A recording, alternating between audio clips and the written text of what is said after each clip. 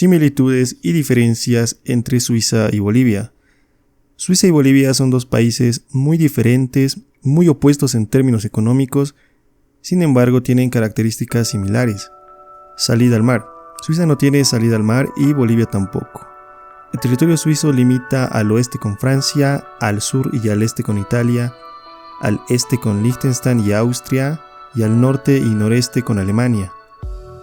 Bolivia limita al norte y este con Brasil, al sur con Argentina, al oeste con Perú, al sudeste con Paraguay y al sudoeste con Chile.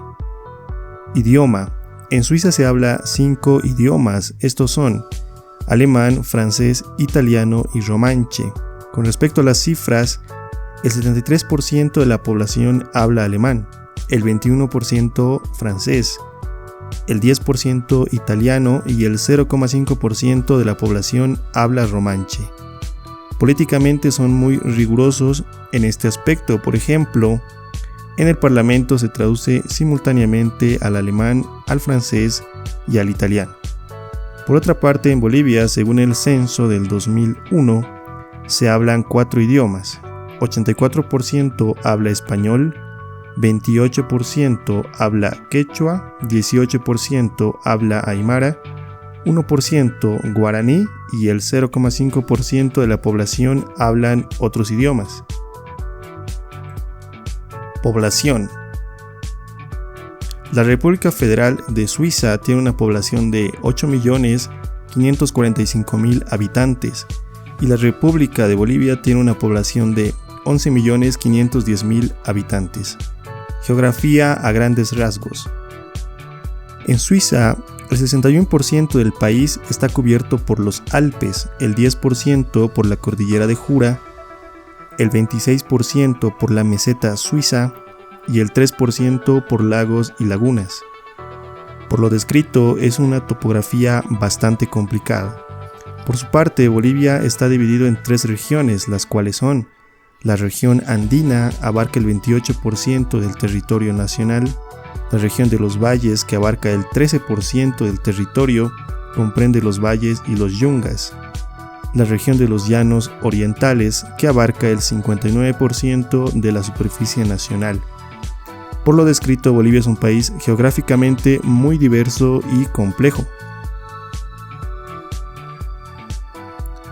Forma de Estado y sistema de gobierno a grandes rasgos. Suiza es un Estado federal, democrático, parlamentario con una democracia directa, con 3 niveles políticos: el gobierno federal, es decir, la confederación, 26 cantones y alrededor de 2.200 municipios. El federalismo pronunciado es una característica singular de este pequeño país. Este se pone de manifiesto primero en una fuerte autonomía de los 26 cantones y de los 2.200 municipios, y segundo, en la participación directa de los ciudadanos en la toma de decisiones políticas. Por su parte, Bolivia, según la nueva constitución, que a mi criterio es una basofia, en su primer artículo dice que Bolivia se constituye como Estado unitario, social, de derecho plurinacional, comunitario, libre, independiente, soberano, democrático, intercultural, descentralizado y con autonomías. Además, adopta para su gobierno la forma democrática, participativa, representativa y comunitaria, con equivalencia de condiciones entre hombres y mujeres.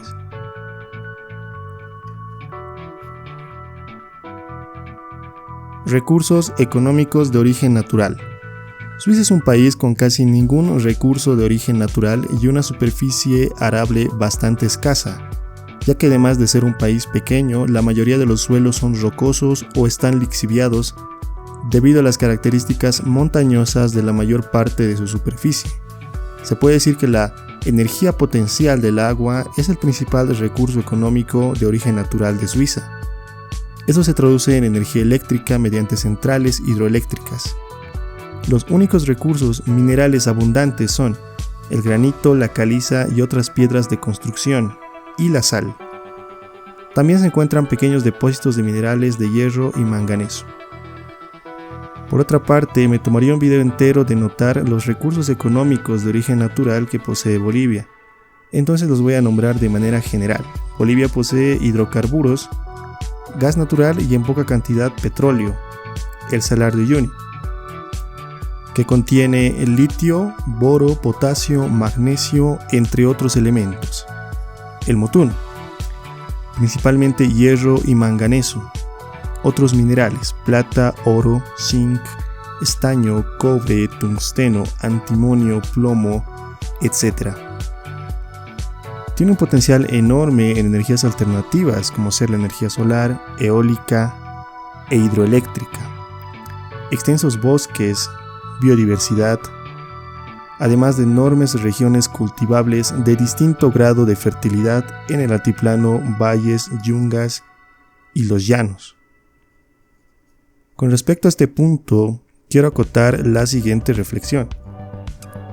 En resumen, Bolivia tiene abundantes recursos económicos de origen natural, debido a que se encuentra en las zonas de mayor biodiversidad del mundo, debido a su gran superficie territorial y también debido a la diferencia de altitud a lo ancho de su superficie. Sin embargo, surge la paradoja: es un país pobre con abundantes recursos económicos de origen natural. Es así que podemos evidenciar que no se necesitan recursos económicos de origen natural para generar riqueza en un país. Ejemplos de países como Suiza nos demuestran eso. Sin embargo, como Bolivia cuenta con abundantes de estos recursos de todo tipo, para que su población se enriquezca gracias a estos, deben ser administrados e industrializados por empresas privadas dedicadas al rubro, ya que si los gobiernos toman posesión de estos, serán utilizados por los mismos gobiernos para autofinanciarse y eternizarse en el poder, y así empobreciendo su población. Extensión territorial. La extensión territorial de Suiza es de 41.285 km², y la de Bolivia es de 1.099.000 km².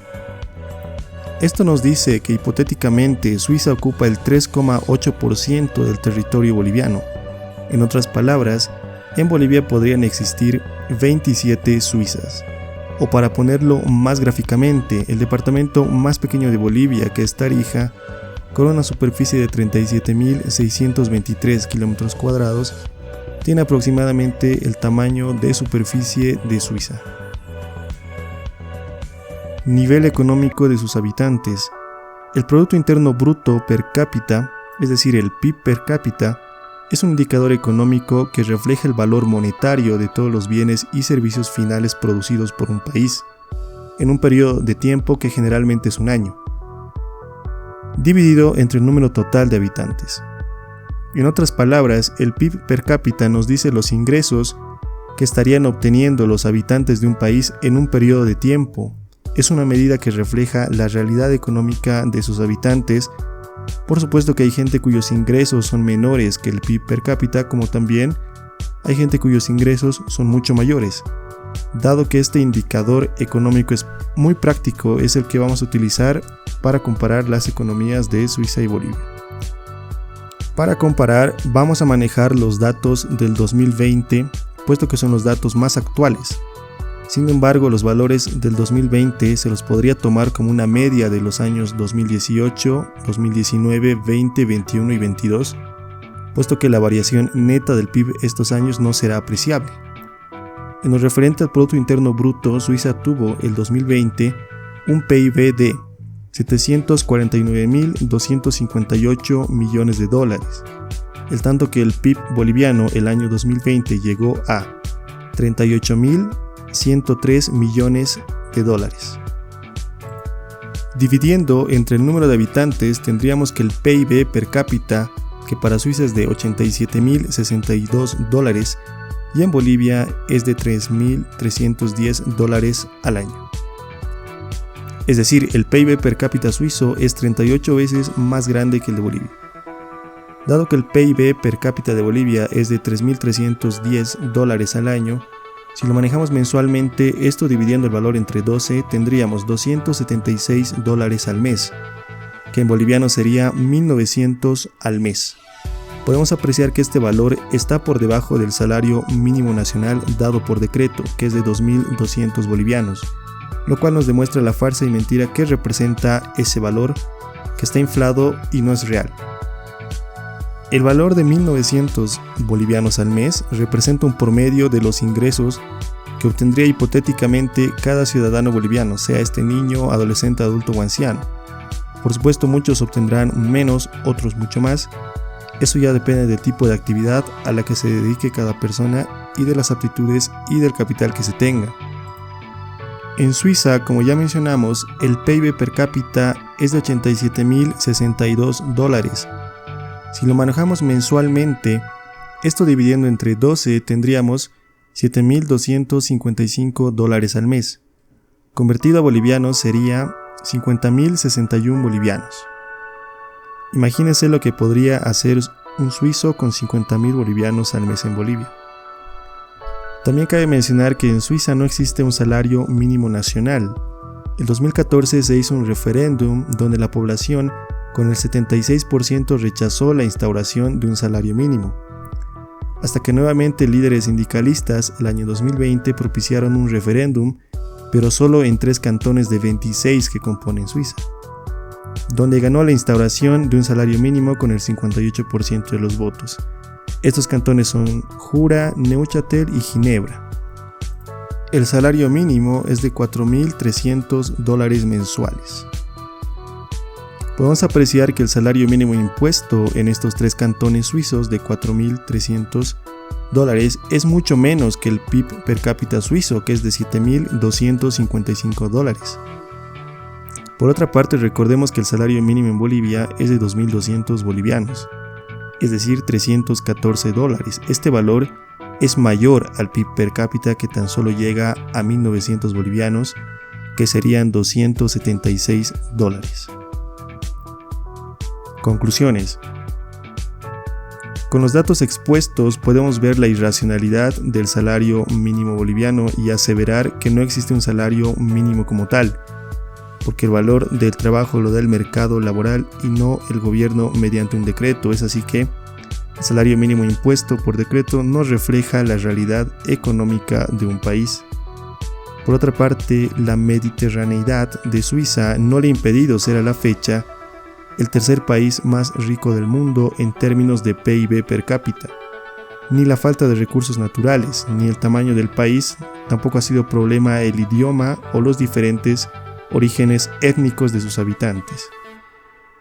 Esto se dio debido a que en Suiza se implementó el capitalismo, sobre todo en los siglos XVIII y XIX, es decir, de 1700 a 1900.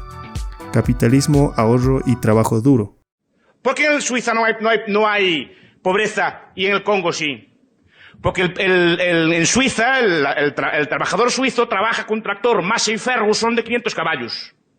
Es decir, su fuerza de trabajo, sus músculos se multiplican por 1.000 o por 10.000. Y en un día hace el trabajo de 200 hombres de antes. Por tanto, produce trigo por como 200 veces lo que se producía antes. El trabajador mulengue de las montañas Mulengue sigue trabajando como se trabajó siempre. O sea, de una forma no capitalista, no capitalizada. Se trabaja con un buey flaco, con las manos o con un arado de madera. Por tanto, su productividad es 100 veces menor. Entonces digo, en algunos países de Europa se empezó a trabajar con capitales. Eran países enormemente ahorradores, enormemente frugales, enormemente capitalistas. Capitalizaban, ahorraban y compraban máquinas. Empezaron a trabajar, en vez de con las manos, empezaron a trabajar con máquinas de vapor. En vez de transportar las mercancías con bueyes, empezaron a transportarlas en ferrocarriles. Eso multiplicó su productividad y fue que poco a poco cada trabajador fuera siendo más rico. Y eso se fue expandiendo como una mancha de aceite. O sea, lo que hay que explicar es la riqueza, no la pobreza. La pobreza fue siempre la condición de la humanidad. La esperanza de vida de 30 años no se superó hasta el siglo XX. Solo con medios capitalistas de producción, ahorro, mercado y cálculo se pudo poco a poco superar esa situación de pobreza y poco a poco la riqueza, la prosperidad se está expandiendo por el mundo. Lentamente, pero está expandiendo por el mundo. La pobreza hoy día es menor que nunca en la historia de la humanidad. Que nunca en la historia de la humanidad. Si quieren me dicen cuándo vivía la gente mejor que ahora. Incluso en los países pobres. Fíjense lo que estoy diciendo. En cualquier aspecto. Les digo, la única solución es esta. Casi que es muy simple lo que estoy explicando. Necesita más tiempo. Esta es la solución a la pobreza y no hay otra solución a la pobreza. Capitalismo, ahorro y trabajo duro, no hay otra cosa. Capitalismo, ahorro y trabajo duro, no hay otra cosa.